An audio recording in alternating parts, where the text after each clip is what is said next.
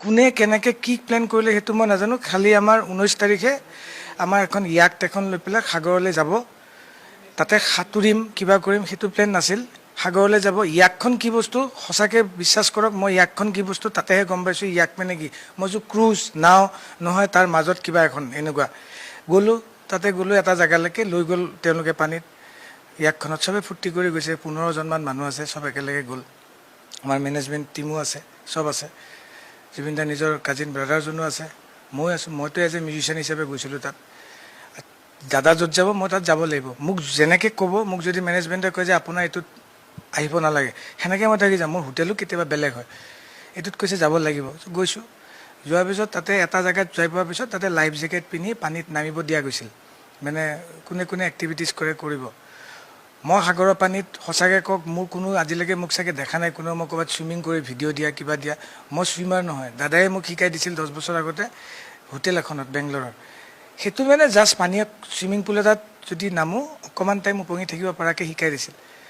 চবেই ক'লে ইয়াত লাইফ জেকেট পিন্ধি এইটো বৰ ভাল লাগে, এইটো এটা এনজয় কৰা। দাদাই নিজেই কৈছে, তোক মই শিকাইছিলোঁ ন চুইমিং, নাম এবাৰ। চবেই ক'লে যেতিয়া মই সেইটো আৰু নামিয়ে দিওঁ। চবেই নামিছে, মই নামিছোঁ। আপোনালোকে ফাৰ্ষ্ট যদি ভিডিঅ' এটা ওলাইছিল দেখিছে, তাতে অৰেঞ্জ কালাৰ এখন বিচনা টাইপৰ ফ্ল'টিং বেড এখন আছিল। সেইখন বেডৰ ওপৰত মই বহি আছিলোঁ। মই মানে তাতে নামি যায় জাপ মাৰা, মোৰ চাগে জাপ মাৰা ভিডিঅ' ক'তো আপোনালোকে দেখা নাই, মোক যোনে ভিডিঅ'টোত চাইছে। তো মই জাপ মাৰিব পৰা সাহসখিনি মোৰ নাই। সেই ফ্ল'টিংখনত মই বহি আছিলোঁ। দাদাই জাপ মাৰি দিলে তাত জেকেট পিন্ধি। মাৰি দিওঁতে দাদাই সাঁতুৰিছে, মই চাই আছোঁ।